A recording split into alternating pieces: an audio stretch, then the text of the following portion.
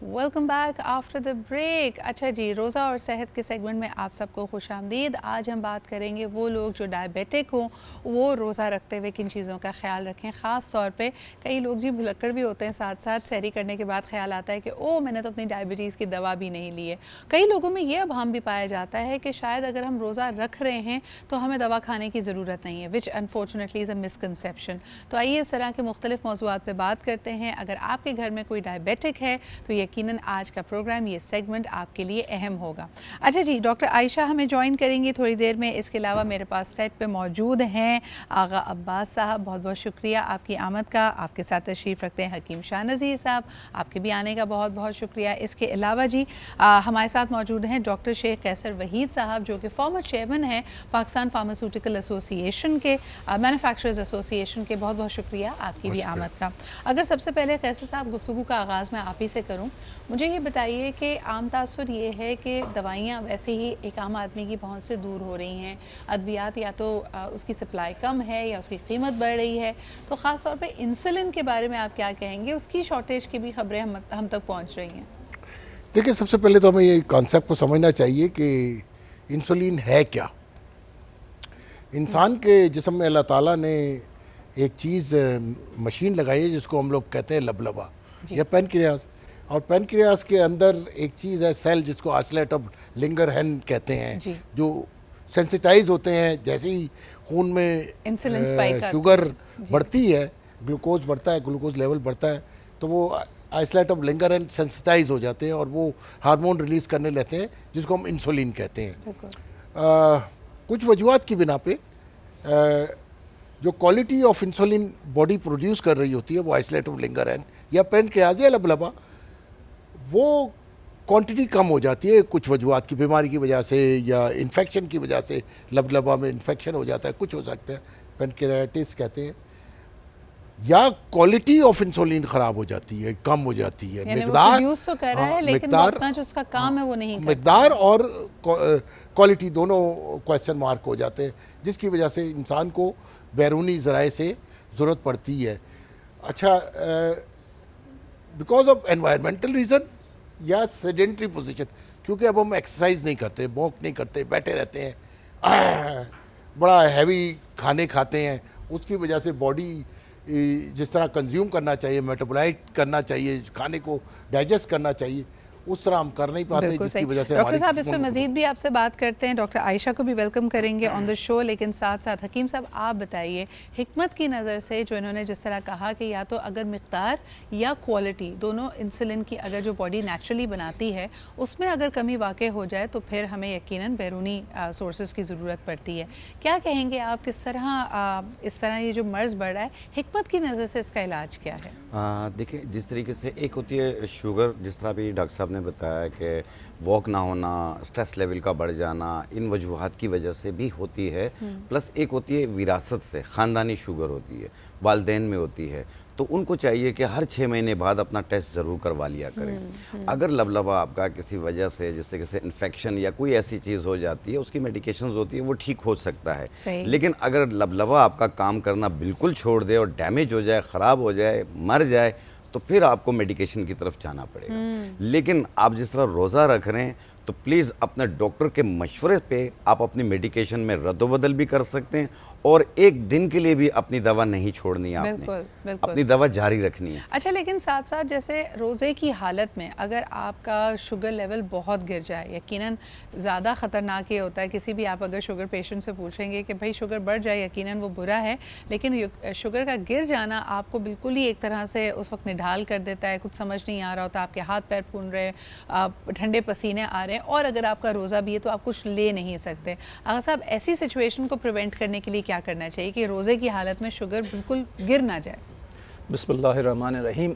देखिए, ऐसी हालत में इंसान को ज़्यादा चलने फिरने से परहेज़ करना चाहिए, क्योंकि चकरा के गिर सकते हैं।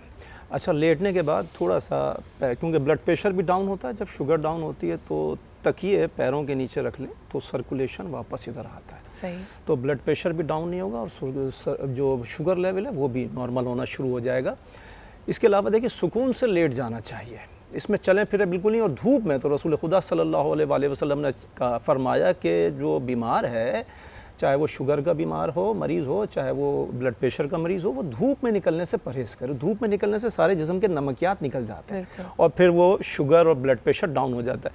अच्छा, मैं यहाँ अर्ज़ करूँगा, बहुत अच्छी गुफ्तगू हो रही है, लेकिन देखिए परहेज़ इसका बेसिक जो हल है वो परहेज़ है ना, परहेज़।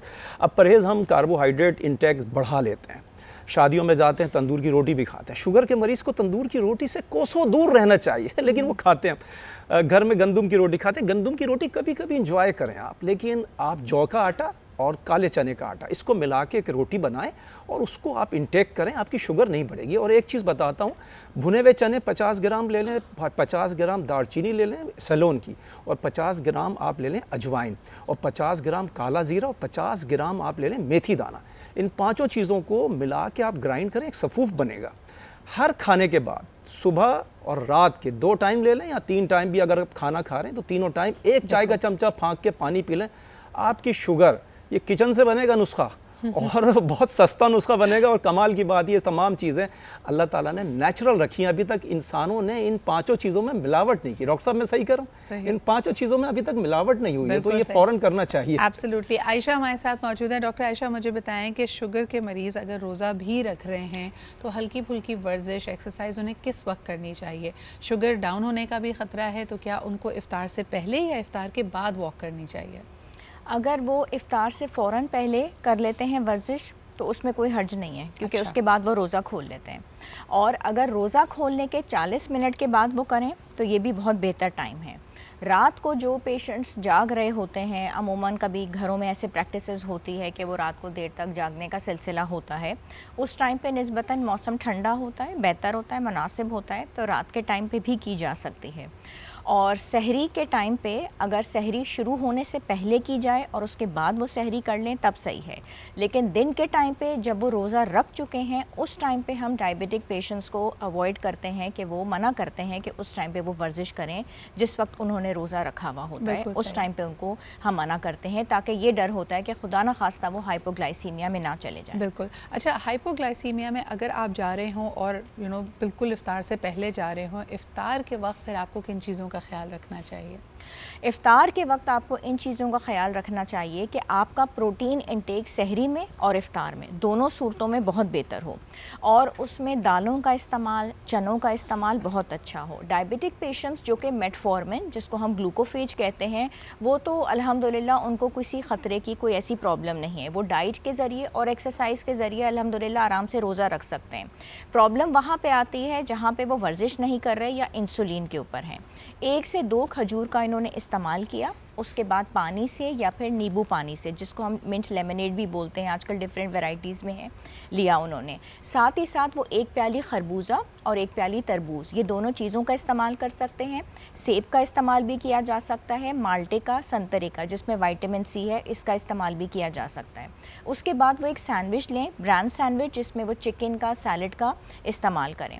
और उसके बाद वो चनों की जो चाट होती है, बीन्स और लेंटिल्स हैं, उसमें लोबिया जो है अगर डालें, उसकी प्रोटीन की जो क्वांटिटी होती है वो बहुत अच्छी होती है। और शुगर के पेशेंट्स को तमाम ऐसी चीज़ें जिसका ग्लाइसेमिक इंडेक्स लो हो उसको इस्तेमाल करना चाहिए। बिल्कुल तो वो इस्तेमाल अच्छा आयशा, करें। वेरी क्विकली, क्योंकि हम ब्रेक की तरफ बढ़ने वाले हैं, डॉक्टर साहब आपसे पूछना चाहेंगे जो मेरा ओरिजिनल सवाल भी था, क्या आपके पास भी कोई इतलात हैं कि इंसुलिन की जो अद्वियात हैं या इंसुलिन मार्केट में शॉर्ट हो रही है, सप्लाई, इस तरह की खबरें आपके पास भी पहुँची हैं?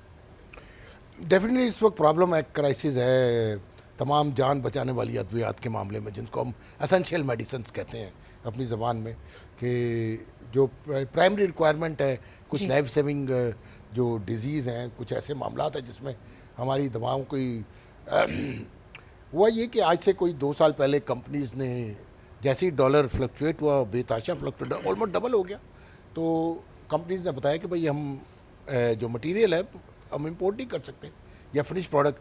बदकिस्मती से पाकिस्तान में सिर्फ एक कंपनी इस वक्त इंसुलिन बना रही है, कुछ फॉर्मुलेशन इंसुलिन की, बाकी 95% इंसुलिन की जो रिक्वायरमेंट है वो इंपोर्ट के ज़रिए। पाकिस्तान में 2 मेजर कंपनीज़ हैं जो मैं नाम नहीं लेना चाह रहा 12 वो कंपनियां हैं।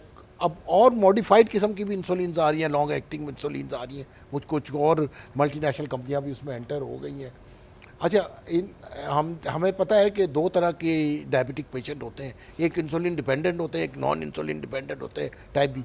जो जिनको बावजह जो इंसुलिन डिपेंडेंट होते हैं, जैसे एक बहुत मशहूर क्रिकेटर है, वो पैदा ही इसलिए हुआ था कि उनको सारी ज़िंदगी इंसुलिन लगानी पड़ी, वो तो वर्जिश के ज़रिए अपने मामलात के ज़रिए ज़िंदगी को, जो बाद में इंसुलिन पे कन्वर्ट हो जाते हैं किसी वजह से कि उनका जो पेनक्रियास सही परफॉर्म नहीं करने लगता या क्वालिटी ऑफ इंसुलिन नहीं सही, उनके लिए बड़ा प्रॉब्लम होता है। उनको मेडिसिन भी खानी पड़ती है, उनको इंसुलिन भी लगानी पड़ती है, उनको डाइट कंट्रोल करनी पड़ती है, उनको एक्सरसाइज करनी पड़ती है, ये सारी चीज़ें। डेफिनेटली लाइफ सेविंग मेडिसिन इस वक्त पाकिस्तान में एक बहुत बड़ा क्राइसिस आया हुआ है, और बदकिस्मती से हमारे यहाँ कुछ इस तरह के मामला चलते हैं कि हर मामले में कुछ लोग ओवर एक्ट करके चीज़ों को रोक देते हैं। आपको अल्लाह ताला सबके लिए आसानियाँ पैदा करे, जो अद्वियात आराम से नहीं मिल रही हैं उनकी रसाई के लिए हम बेहतर पॉलिसीज़ डिज़ाइन कर सकें, और तमाम मरीज़ अल्लाह ताला के हुक्म से अल्लाह ताला की शिफा से शिफायाब हों, ये हमारी दुआ होगी। डॉक्टर साहब बहुत बहुत शुक्रिया आपकी मौजूदगी का, आपके आने का।